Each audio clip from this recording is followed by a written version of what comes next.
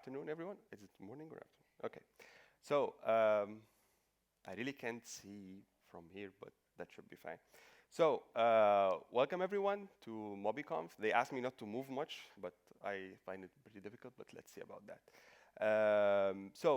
I'm really excited to be here today, especially that I'm talking about one of the trending terms nowadays, design thinking. And today we will basically talk about why design thinking is at the heart of the innovation and how to apply it in dynamic kind of product environments. But before we get into that, let me quickly introduce myself. My name is Ahmed. Currently, I am head of product design at AirHelp. In my team, I have designers, researchers, and writers. In case you don't know what AirHelp does, we are a flight delay compensation company. We graduated from Y Combinator 3 or 4 years ago. And yeah, also in case you don't know what Y Combinator is, it's one of the most prestigious VC incubators in the world. They most of the popular startups actually graduated from there, like Dropbox and Airbnb. Before that, I was managing the UX team at Vodafone Egypt, and before that, I had my own design studio back also in Egypt, and before that, I had like 7 years or 8 years of freelancing and consultancy. I wasn't a big fan of a full-time job. All right, so before we get started, I want to set the context for this talk. I'm not here to give specific directions or specific instructions of how to apply design thinking, rather than just opening your mind, being curious, widening your design world, and keeping it simple. So now you know a bit about me. Can I get a sense of the crowd? How many designers do we have here today? If you're a designer, please raise your hand. I really can't see much from here. All right, that's around 60%. Okay, product people, product managers. All right, that's around 10, 20. Okay, engineers. All right, wow. Okay, that's around 30%. Okay, all right. Well, probably you will find this relevant to what you do on day-to-day basis. Before we start the talk, how many of you know a dessert that's called baklava?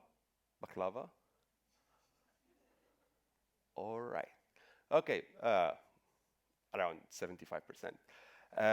Okay, that's nice. Because before we talk about design thinking, I would like to tell you a little story that I like to call the summer of baklava. So coming from Egypt, we have a lot of delicious food. And one of the things that we are really famous for is sweets, and especially baklava. And when I first came to Berlin last October, uh, yeah, then I thought, okay, I'm going to a new place to work, and maybe I can introduce something about myself and the place I come from. So I brought with me baklava and some Egyptian sweets. And actually, it attracted a lot of people, and a lot of people were really happy about it. And they were like, oh, that's super delicious, that's super cool, where is it from? And I kept talking about it. And actually, it got so popular that these two dishes were out in literally no time. And coming from Egypt, this introduced to my mind a new business idea.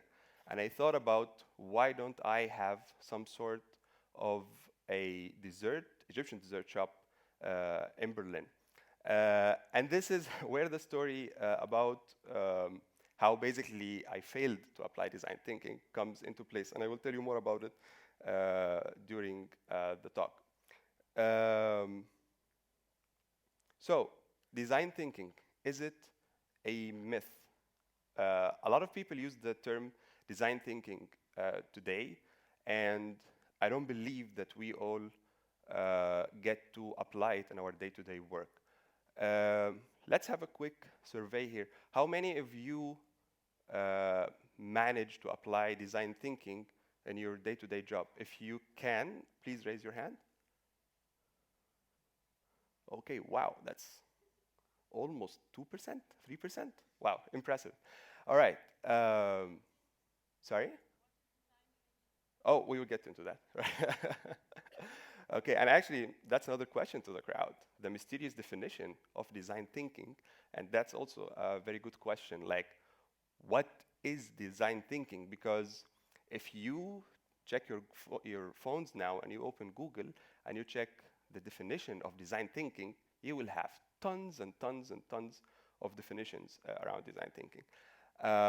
But for the sake of simplicity and time in this presentation or this talk, let's let's agree on the following. Design thinking is a mindset accompanied by a process. The mindset is basically a user-centric approach to solving problems that leads to innovation. And the process is basically 3 steps of understanding, exploring, and then materializing what basically you got out of the previous steps. So now that we understand what design thinking is and we agree on what is design thinking, can I get another round of answers for the first question? How many of you today manage to apply this in their day-to-day work? If you can, please raise your hand. Okay, okay, up to 5% maybe. All right. So maybe today I will try to give you some reasons how to even benefit from design thinking and how to manage to apply it in your day-to-day work. Because I believe the biggest problem is not design thinking or the methodology. I believe that it's basically how it is communicated. And sometimes for product managers or for senior leadership, it's just a fuzzy word that people apply it as a concept that doesn't really drive impact, while the truth is the other way around. And this is where I want us to all think for a moment differently about design impact and think how to make design impactful. So I think this is one of the biggest challenges as a design leader and as a product designer in general, is how to really make design impactful and how to actually measure the impact of the design work. And there are a lot of studies online about how the big corporates, when they apply design thinking, how their revenue or how their customer experience or customer engagement got higher and higher over time. But what I want to say here, and there's a lot of proofs basically around that, but what I want to say here today is that basically before you go into any new project, just try to understand first what kind of problems are you trying to solve and how you can really identify the success of the solution that you are proposing. If you have these 2 things in mind, then then definitely you will be driving impact as a designer. And this is where today I would like to share a quick case from a project that I did when I was working back in Vodafone, and how basically we as a team, we introduced design thinking and design thinking process, and we managed to get impact out of it. Before before I go into that, let me quickly tell you the part 2 of the summer of Baklava. So when I introduced Baklava and stuff, I had 2 friends. One of my 2 close friends in Berlin. One of them is Greek, and the other one is Turkish. And we had some sort of a debate, let's put it this way, a civilized debate around who owns the baklava. And of course, the Greek was like, oh, that is ours. And the Turk was like, oh, no, we did it, or we invented it with the Ottoman Empire. And for me, I was like, okay, then this is my unique selling point. I will introduce to everyone how Egyptians are who invented the baklava. We are the pharaohs. We're 7,000 years old. We have the pyramids, so it goes without saying. So I started building this huge booklet about how Egyptians are actually who invented the baklava. And the first thing I did, of course, I called mom. Hey, how can you tell me how did you know how to make baklava? And yeah, the conversations go on and on and on. I will tell you about the results later when we go, but this is where basically I thought about, okay, this is how I can sell baklava as a business mindset. Now back to business. Okay, so this is the wireframe of how my Vodafone app looked like back when I was working there, when I first started the job. And I didn't introduce any UI in this presentation because I want to focus more on the intellectual effort behind it rather than the visual presentation of how it looks. So basically, as you can see, in the main, and this is one of the main digital channels for the Vodafone customers. Around by the time I left, around 2.5 million people were using the app on daily basis. So as you can see, it had an offer, it had your balance. And by the way, I'm not exaggerating, even though this is done on Keynote, this is how the pay now button looked like on the app. And then the more offers. And of course, you can imagine who built this and who thought about this. It was a pure business decision. Okay, offers, offers, pay now. And just a very thin presentation of how the balance is. All right, by that time, when I first joined the company, we had no research budget, and we had very, very limited time to market, and the mindset was all about the business. And I want to emphasize on these three key words: budget, time, and mindset. And then when I first sat down with my design team, I was like, okay, then how can we fulfill the user needs and at the same time drive business impact? Because of course, let's go back to this slide. If you look at this, there is definitely something wrong about this. It doesn't take a genius to say that there is something wrong. But we didn't want our opinion or our recommendations or our work to be subjective. Basically, I wanted to be objective, and we really wanted to contribute to business and at the same time solve a real problem. And again, I want to emphasize on the word problem, because if you really identify a problem, then when you solve it, when you work on a solution, then this solution is really driving impact. So, of course, many of you have seen this, the very basic design thinking process: empathize, define, ideate, prototype, and test. Today, I will focus on only the first two parts, empathizing and definition of the problem, mainly because these are the most problematic parts. The rest, I guess, everyone doesn't really have problems with. Or maybe the challenges are not that big. All right, so for the empathizing part, empathize for what's relevant and what drives impact. What's relevant for the users and what drives impact. So when you try to run whatever research activities in order to explore, identify new problems, you don't just explore in no context. There must be context. And the context here is basically the relevancy to the users and the kind of business goals and the business OKRs, or the business OKRs or objectives, or whatever the business is striving to do, or why basically the business exists for.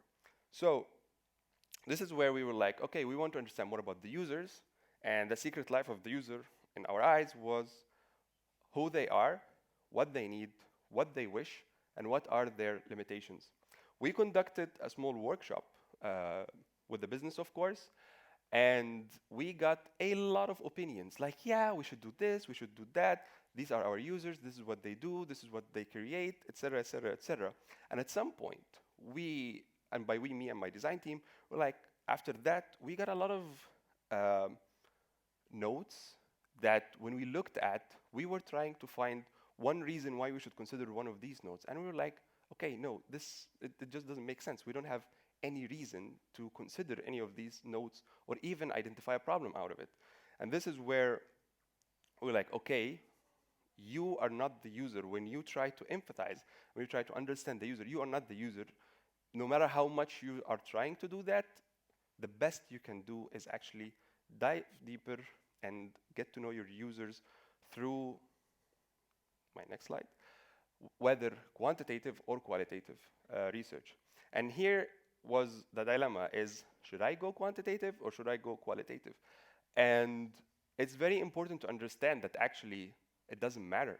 What matters is the question, what do you want to know? And then you go with whatever method you want to go for. So let's quickly agree on what quantitative research activity is, or what how can it help you? It basically helps you understand what is happening in your product, and the qualitative helps you to understand why it is happening. And the combination of both is basically, for me at least, and during my experience, is the best to solve any problem. And let me give you more insights here. So through quantitative data, we realized that the conversion rate was really low, even though that we have a lot of big banners that should meet the business objective. But the conversion rate was really, really low. And actually, the open rate for this specific screen and the time on it was really, really low. Time spent on it was really low. The bounce rate was really high. And user needs, they were never addressed because we never ran any kind of research to understand why people are actually opening this page. So, as a design team, we took a proactive design approach. We arranged basically a visit to one of Vodafone's retail stores, and this is what happened. We went to the retail store, we interviewed 10 users, we prepared a set of questions before that, and we aligned internally with our teams, and this is super important, how you communicate this before and after, and then we presented the learnings for the senior management. And it was quite a surprise. What we found out is that 9 out of the 10 users that we interviewed, they didn't use the app for payments at all, even though that the main business objective around the app is the payment. And then we were like, okay, what? That is super crazy, because this is why we thought basically people use the app. They want to top up, they want to recharge, they want to pay their bills, but that was never the case. Well, they all addressed that the main use case was tracking their consumption. This is why basically they opened the app, and this explained to us a lot about the kind of data that we had. And looking at tracking consumption, we were like, okay, this is really interesting. How we can take it from here. And this is where we started to dig deeper and define what is the problem that we're looking at. And this is where comes the second part, the definition. Identifying the problem is really challenging. And for me, the most crucial part about identifying the problem is communicating with everyone the problem and agreeing with everyone about the problem. And when I say everyone here, I mean product, tech, design, and business. In case the product is not representing the business, then the business as well. You all have to agree on the problem. And even though you as a designer or a design leader, you work in a squad or you work in a team, you have to have this kind of communication skills where you manage to align with everyone around that.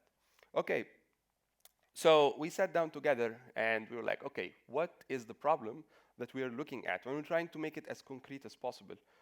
And of course, when we sat down with the business, this is the answer that we got. Users are bouncing at a high of a rate from the homepage. Of course, this is something that we knew already, and this is what the business was always focusing on. And in any business meeting, this is what we usually got. But again, it's just a business problem. And what about the users? So from the insights that we got, even though it was really small, it was really short, this is what we got. Users are not able to track their consumption. And so with my design team, we sat down together and we decided, okay, then what kind of approach should we take? And after a lot of research and a couple of workshops together, we decided that our approach is going to be turning user needs into business goals. And it sounds really simple, and it is really simple, but the kind of impact that you'll get out of it is really big. And at the same time, coming up with a solution for that can be a little bit sophisticated, especially if you are working in a cross-functional team. So, and this is again where I want to emphasize on the fact that working with the team as a designer, you have to have this kind of communication skills where you align with everyone, you share the insights, and you basically bring everyone on the table and agree on what you are working on. And let me take a moment here. I know we have different profiles in the room, but as a designer, you are a leader by nature. You have a lot of insights already. You visualize the solution, and this kind of solution is the effort between business, tech, and product. So that puts you in a leadership position by nature. And then comes the ideation part. This is where I will try to be a little bit faster here.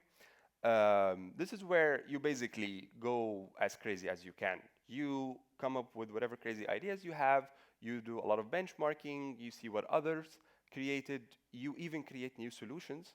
And again, when you do that, this is, for us at least, where one of the best ways to coming up with an idea that we can really execute, designing, aligning with our stakeholders, and then testing, and then iterating internally before going live.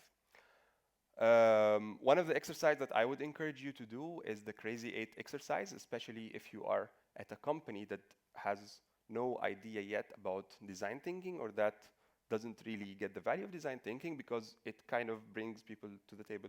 Just for the sake of the time of this presentation, I didn't add the slides for it, but please have a look at it, Google it, or get to know more about it. Okay, so, and this is the solution that we came up with. And as you can see, less banners. Consumption is the most important dominant part of the screen. And it's no more pay now. It's add data, which is more relevant. And then the last transactions, and then personalized offers. And these were basically our arguments when we talked to business, like how this solution can really be beneficial. So the business goal is still considered, kind of, from the CTA and the personalized offers. And for the users, we gave them more context through customizing the content based on the findings that we got. One note here before I proceed from here is that some might argue that, yeah, the sample that we took was really small, like only 10 users in a retail store, just a pop-up kind of survey. But I want to remind you that this step later, I will show you what kind of impact it brought to our team and how it empowered us to even deliver more and more. So when you are working on the idea, you have to consider these 5 points, the kind of technical limitations that you might have, because definitely working on such a complicated app that talks to around 5 or 6 backend APIs and some crazy technical stuff, you have to understand what kind of technical limitations you are looking at, because whatever crazy solution that you come up with, it can't be executed if it's not technically doable. Time to market is really, really important, because probably if you are working in a dynamic environment, you have marketing campaigns coming up, you have branding campaigns, you have social media campaigns, or whatever. The coverage of scenarios, you have to make sure that you covered all the scenarios, the error handling, the exceptional scenario, all the alternative scenarios of the user flow. You have to understand if you are working for an experiment or a feature. And here I want to stop for a second, because if you're designing for an experiment, then probably you don't want to invest that much of a time, because it's disposable. And once you get the results of the experiment, then it's done. And if you're working on a feature, no, invest a lot of time, try to come up with the best result out of your design work.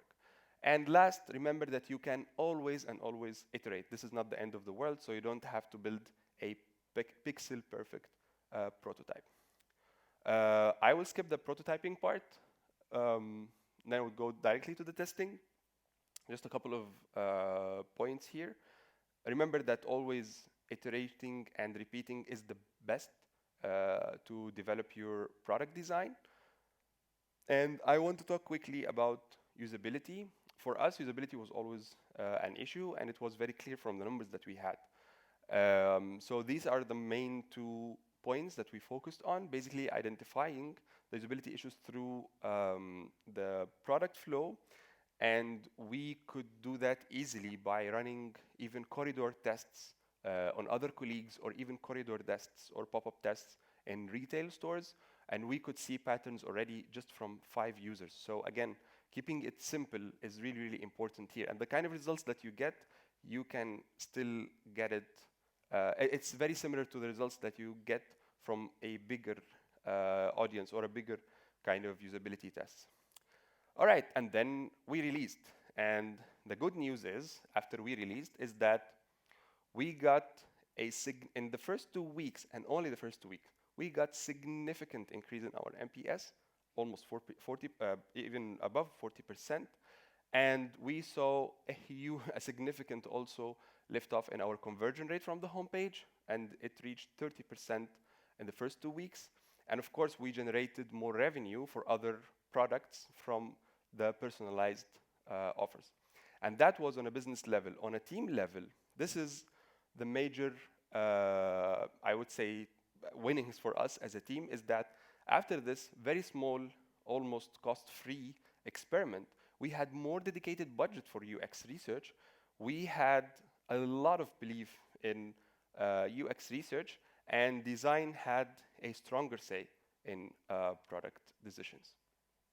So I'm almost done with that's the end of the case. It's basically the full story. But I want to remind everyone why design thinking and why design is at the heart of the innovation. As a designer, you basically focus on the user, you solve real problems, and you strive for simplicity, you think impact, and above all, you are a leader by nature. And why we as designers, we have the greatest job on earth after astronauts, is basically the kind of work that we do on day-to-day basis. Because what we work with is business, users, and tech to create value innovation. And where is design? Design is at the heart of the value innovation. Thank you so much.